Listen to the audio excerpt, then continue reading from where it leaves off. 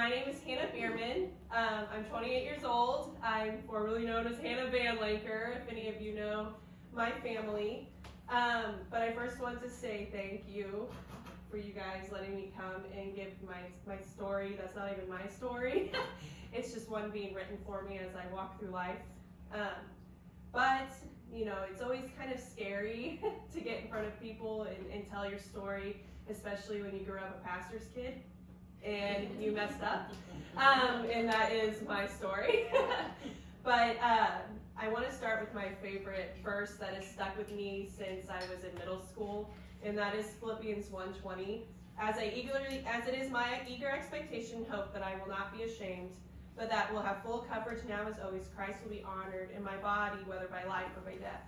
This is my favorite verse because I know I don't have to be ashamed of the story he's writing. If you asked me about 2 years ago if I would be doing any of what I'm doing in my life, I'd probably tell you you're crazy. Because about 2 years ago is the time I sat down with my pastor. I go to First Baptist Church in Odessa. And I was sitting down with our pastor Jacob and telling him, I have this story, you know, I feel like I should share, but I don't know how. And it just seemed like one thing trickled after another to where I just continued to get in front of people and share my story, which started with youth group. I used to help with the youth at our church. But a little background, I have 2 kids. I am only 28, and I have an 11-year-old, so you can do the math. And I have a spunky little 2-year-old little girl. I've been married now for 3 years, which seems crazy. My husband, Cody, is amazing. But I have my 11-year-old son, Nolan, and my 2-year-old daughter, Paisley, and they're both my pride and joy. I grew up in the church. My dad is actually a pastor in Quarter at a Baptist church.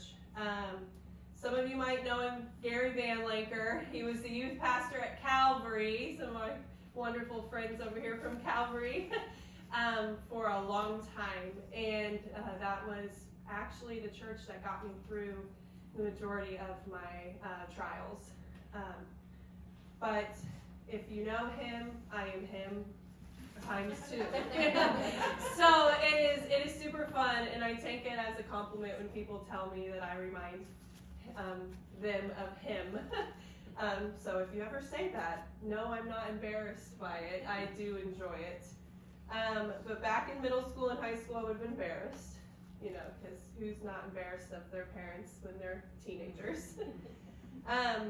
But if you ever go to the coffee house in town, there is a coffee named after my dad, the Gary.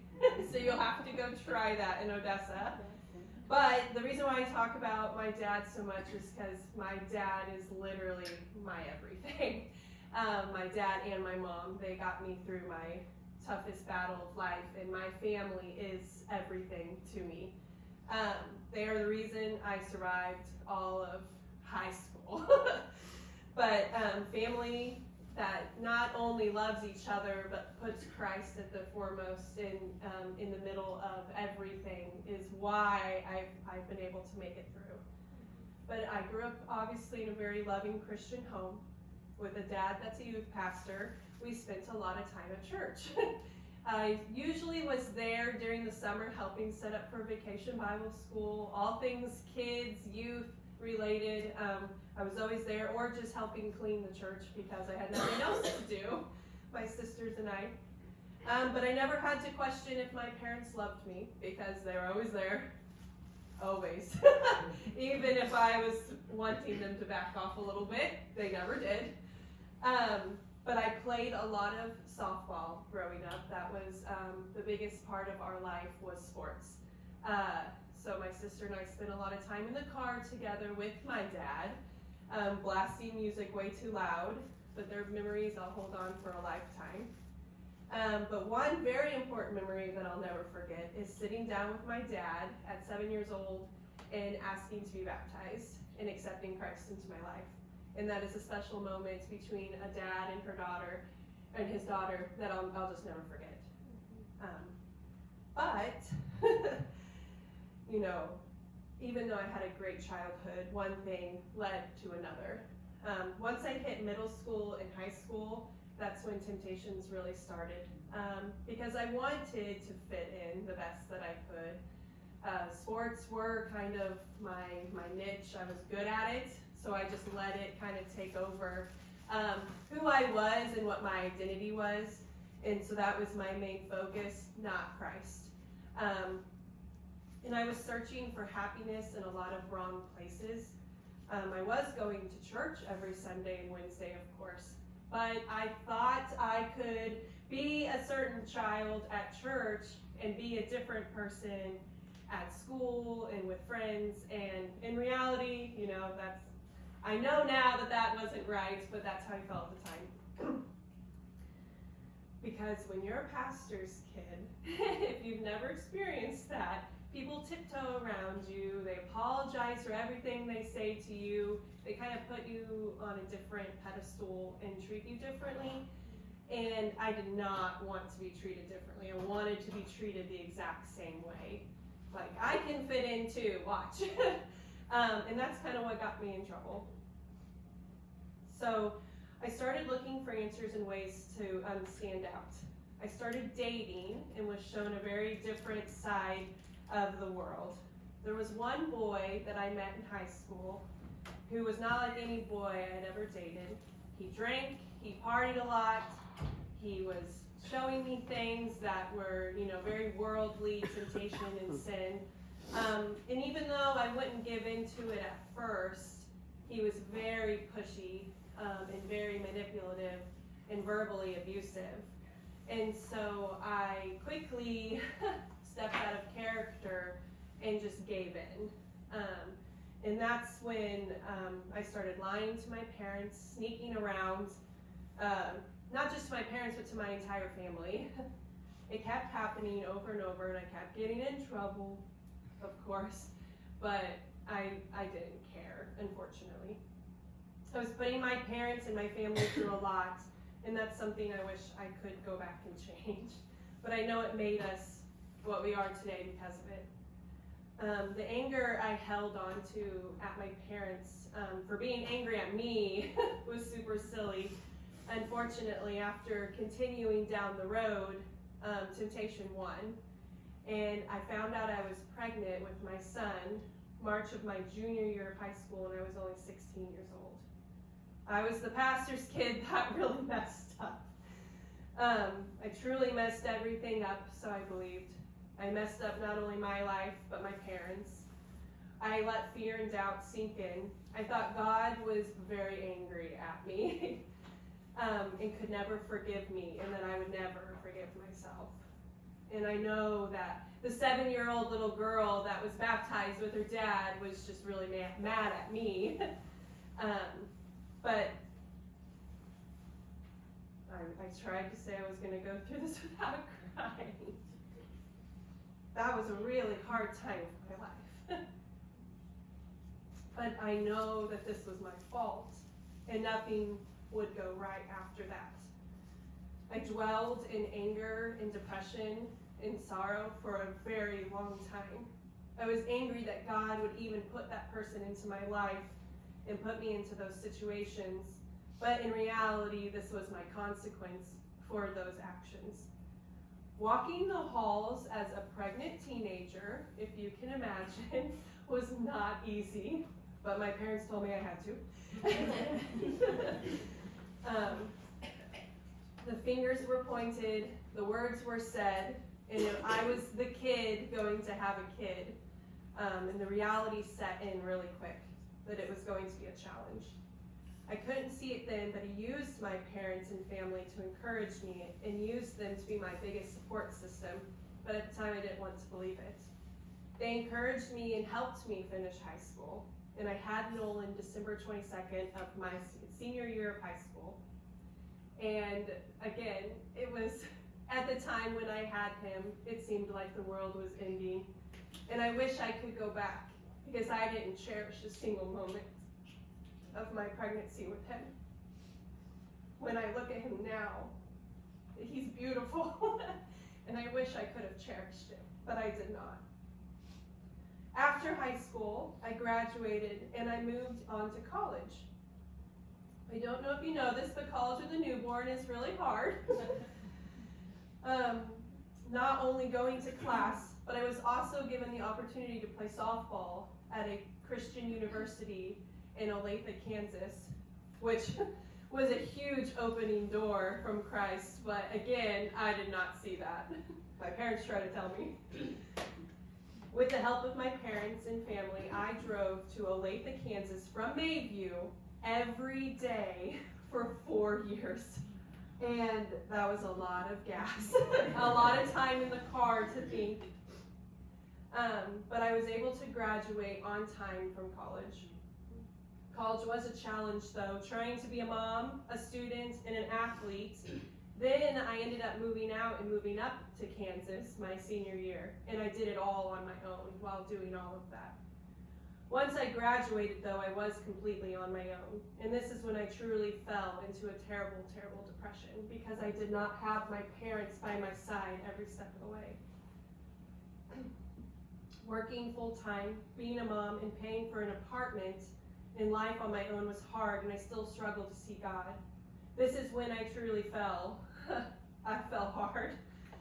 I chose partying, drinking, and guys to mask my pain. Nolan was truly the only thing that kept me afloat. There's power behind big, beautiful brown eyes. God gave me, I believe, the perfect son, even though we tussle now. I was truly trying my best, but kept falling short every single day. But my two favorite words are, but God.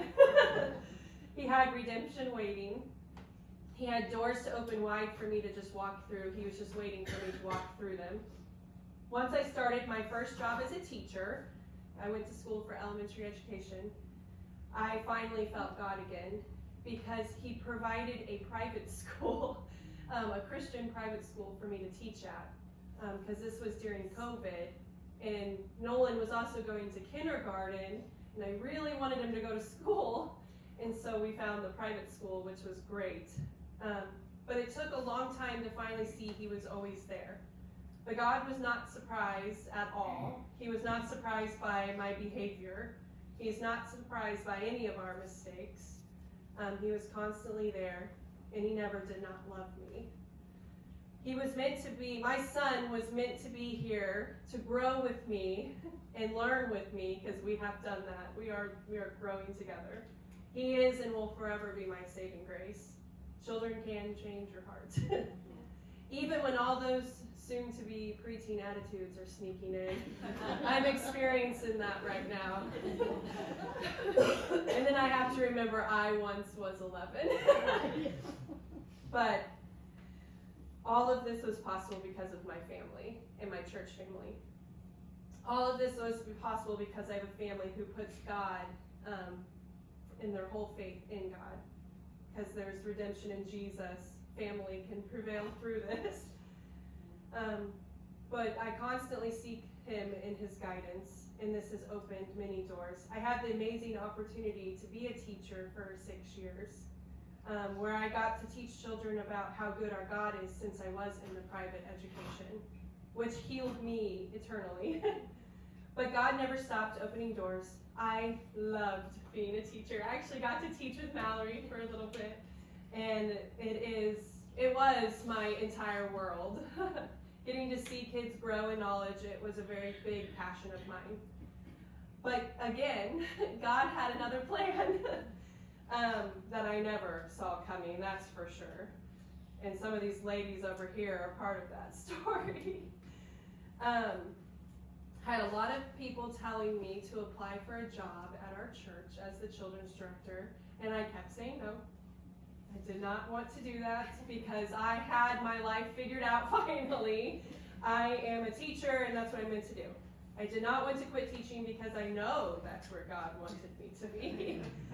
Again, there's me telling him what I'm supposed to do. But again, I was wrong. After many nights of wondering about the job and never hearing of a person getting the job because it just never was filled, it just kept being empty, I called my dad and said, Dad, I need you to pray over this because I actually think I'm going to consider it. And he was like, are you sure? Are you sure you want to work at church? I was like, yes, I think so. Because I knew I should not consider a job change without prayer, and my family being the foremost of that prayer. But one night, I do a lot of thinking in the shower, because you are all probably moms. That's a good quiet spot, is the shower. Nobody's hanging on to you. And I was listening to music and praying, and I clearly heard the words change come to mind.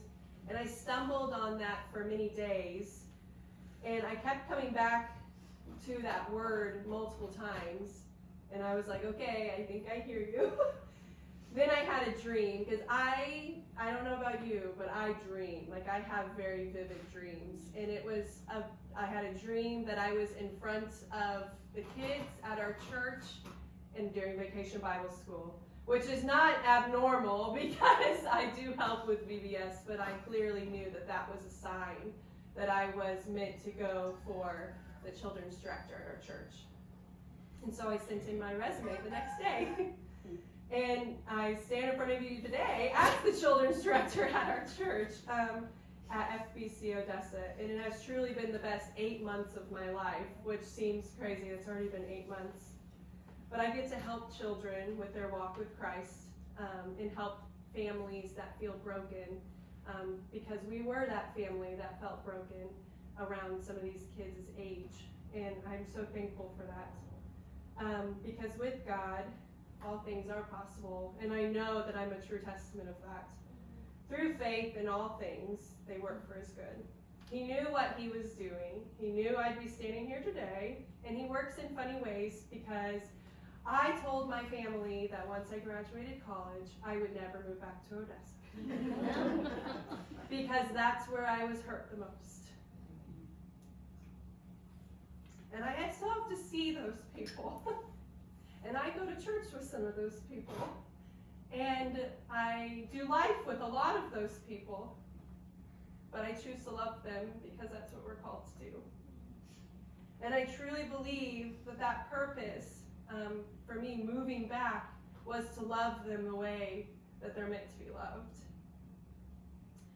And, excuse me, but God knew all those years ago that I had moved back. Not only just move back, but marry somebody from Odessa. And I had a lot of hurt at a young age, but that was 11 years ago. And I'm free of that shame in that part of my life. Because really, in reality, that was such a short time. I still have to live through some of those repercussions of being a, split family, but we make it work. For those who know me on a personal level know I prayed a long time that God would provide a man for my son. Nolan's dad unfortunately went to prison 2 years ago. And that was a really hard time, not only for myself, but my son, that his biological father hurt so badly that he did something that, hurt his son.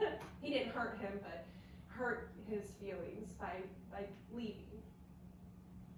And I'm so thankful that God provided a man to step up and be the stepfather that my son always deserved. And his name's Cody.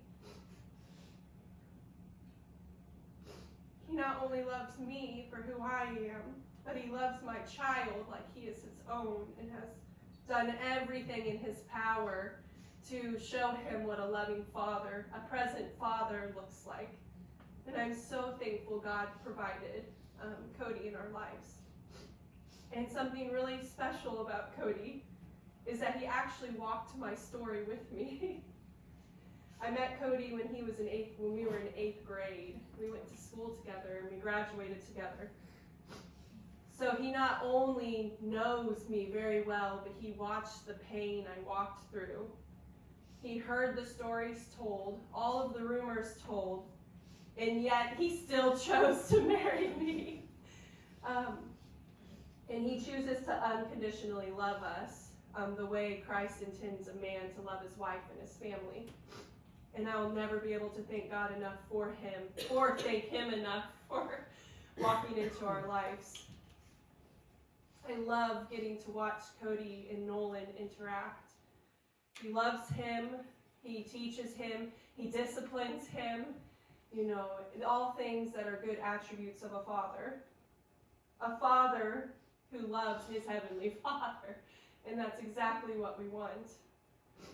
They get to play basketball together. He coaches Nolan's basketball team. He is the missing link that we needed in our lives. And now I get to watch him parent a child from birth, my daughter, which is something I never thought was so special because I'd never experienced it yet. But getting to watch your husband love a child from the moment you have your child is a whole new, real experience, and I'm thankful for that. She keeps us on our toes. She is loud and crazy, and she's just like me. So my poor husband and son. But this is a true testament of God at work. He took a broken, messed up liar and so many things and redeemed her. This is what God intended for me, and this is what God wanted for me. And I'm just thankful for his story that I'm walking through. There's a song that I love listening to, and ever since it came out, I know whoever wrote it was thinking about me, even though they weren't. It goes like this: you called out my name, so I'll sing out your praise. You buried my past, and I'm not going back, because I wasn't meant to be tending a grave. I was called my name, born and raised, back to life again. I was made for more. And it's so exciting to know that I can bury all of my past because I can move forward. And that Christ took on every burden and brokenness that I went through. And that I don't have to be ashamed of anything. And I can now finally, 11 years later, share the hurts that I actually went through and some of the broken pieces of my life. And it's really exciting, actually. Even though there are some really messy, broken pieces in my life, I can still say that it's exciting, and I can see God work through it. But there's grace and mercy, and I'm forever thankful for this, because I am now forgiven, and I have truly forgiven myself. But I am amazed at how good our Father is and how loving he is. I am thankful he can take messy, broken people and use them for good. And I am thankful he can use us to glorify him through our past hurts and hang-ups. Thank you for listening to his story that I just walked. I can't wait to see what he has stored next for my family. And I'm going to keep trusting him when he opens doors. Thank you.